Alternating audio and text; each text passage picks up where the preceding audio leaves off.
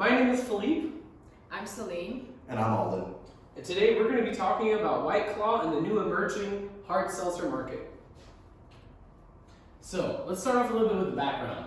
So White Claw, the first designed hard seltzer, was first introduced in 2016. It is from a Canadian company and is owned by Mark Anthony Group.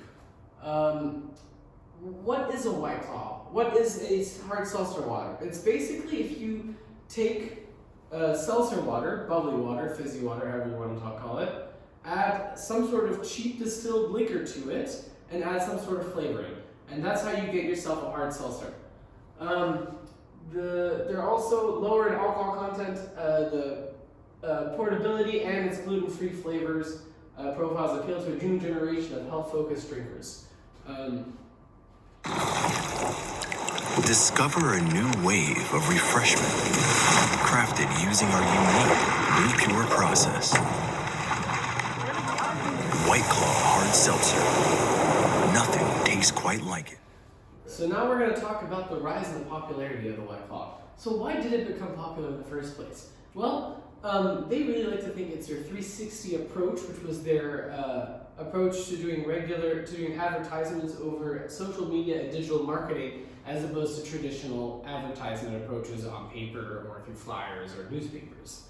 As you can see here, they say, our mission to become a digital and social first company has evolved in recent years. The work executed by our team extends influence beyond our digital channels into traditional media and retail.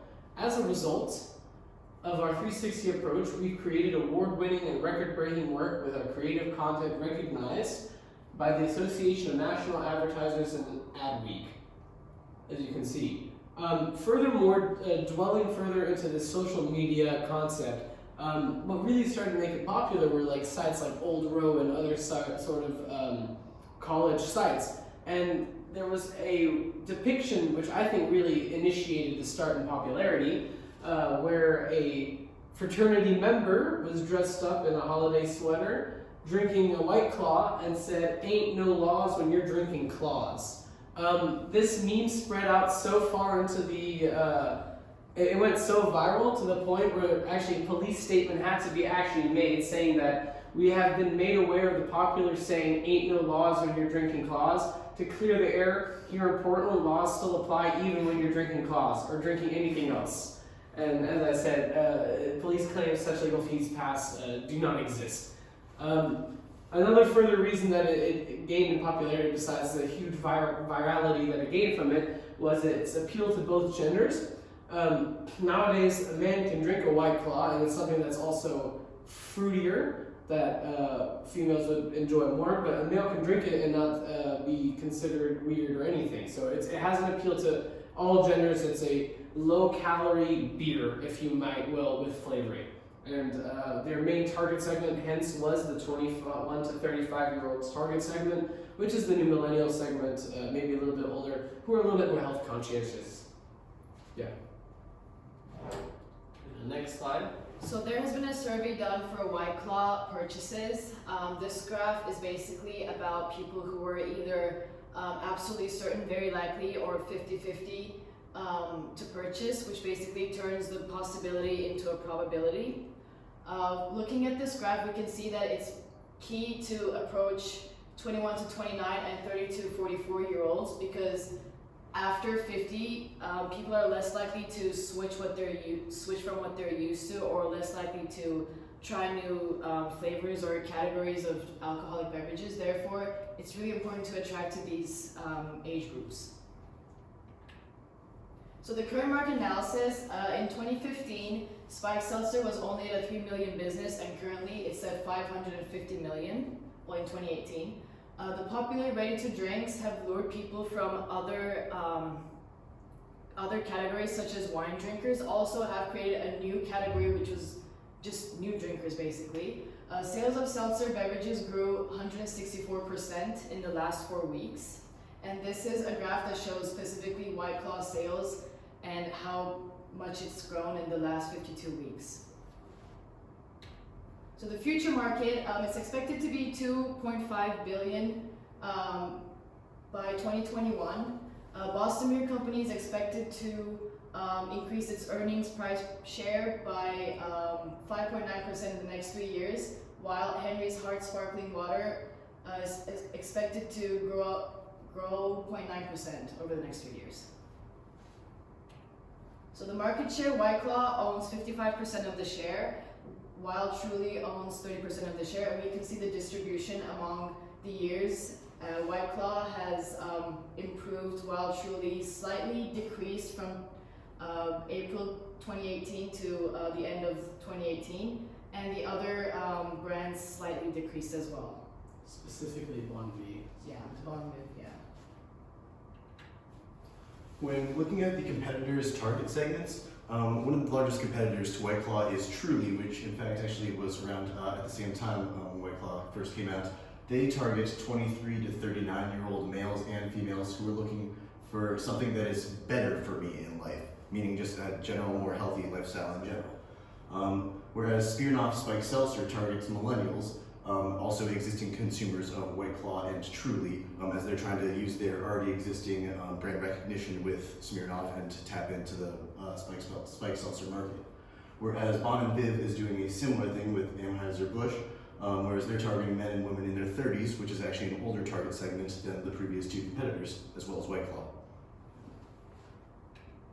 Now, when looking at how these competitors go about their marketing tactics, Truly, as we said, they opt to inspire a healthier, more active lifestyle. As can be seen here, this is an ad from one of their campaigns, which shows two runners running, has 100 calories right up there, essentially just showing the low sugar, low carbohydrates compared to beer that you would get with a Truly.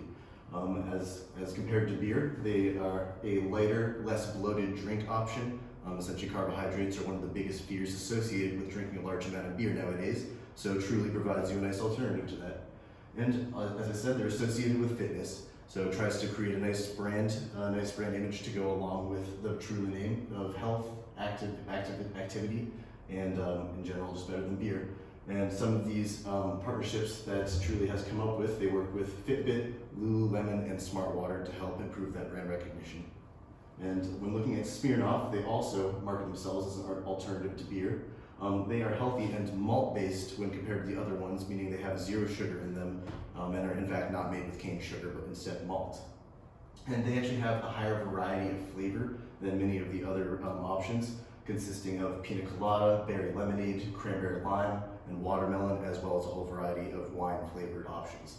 And then there is Bon and Viv, which actually looks to improve their market share with brand recognition, and one of the biggest ways that they've done that is by partnering up with the NFL to make it the official spiked seltzer of the National Football League. And through this, they'll get references on commercials, even social media references on Twitter and things like that. And one of the biggest things that they're hoping to do with that is tap into the untapped portion of the hard seltzer market, meaning the roughly 60% of consumers who don't yet know about hard seltzer, meaning they want to turn their Bon and Viv into a drink where a basic blue-collar dad could get home from a tough day at work, go turn on the game, head to the fridge and grab a Bon and Viv instead of, a beer, Bud Light, anything like that. Essentially turn it into modern day, men and women's beer.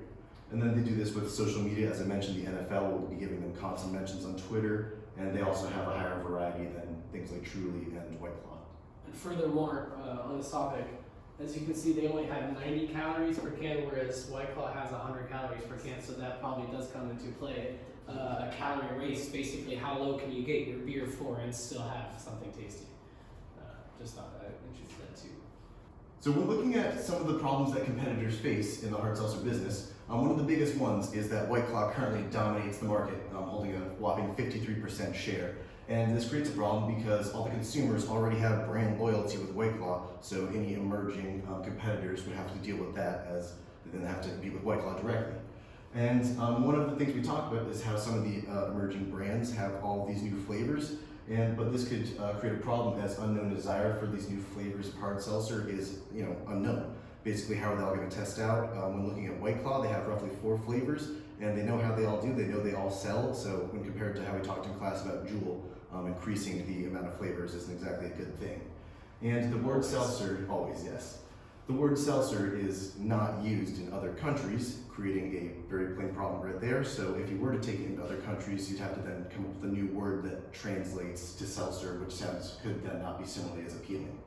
And lastly, market oversaturation is a problem that this market could be facing as more companies try and jump into the hard seltzer market. At what point are there too many companies in there, which could then, at worst, at what point is hard seltzer old? So here's our solution to the problem.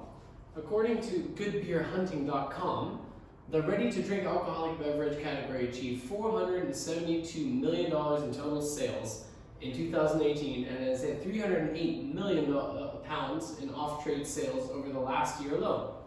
The UK has shown plenty of willingness to adopt new forms of alcohol with brands like Krabby's alcoholic ginger beer and Recordling cider having spent a few summers in the limelight. Furthermore, White Claw's CEO Sanjeev Ganjiwala says that their number one objective is to supply the U.S. market where they've had shortages in the past few years. That creates an opportunity for emerging hard seltzer companies to enter the abroad markets, in our opinion. The target European and Australian markets. Furthermore, all the other ones, Truly, Bon and Vie, the other ones we're talking about, they're more focused on the American markets as well, and not as much on the European market. They're trying to steal from the pie instead of expand the pie. So we believe that if we go for the European market, it'll be a more open market for us to enter, less saturated, and once we can build our popularity, or once you can build the popularity of the hard seltzer brand there in Europe, it'll come over. They use social media just as much as the Americans do. It'll come over to the States as this sort of like exotic European hard seltzer popularity brand, and they can maybe start digging into the brand that way. As we see here, UK's largest independent beer distributors is bringing in hard seltzer already. This also provides an opportunity for hard seltzer companies here in the States to team up maybe with these independent beer distributors or other beer companies in the UK looking to start hard seltzer industry and maybe in that sense facilitate cheaper supply chain production and cooperations and furthermore. And these are our sources. Thank you for listening. Thank you. Thank you.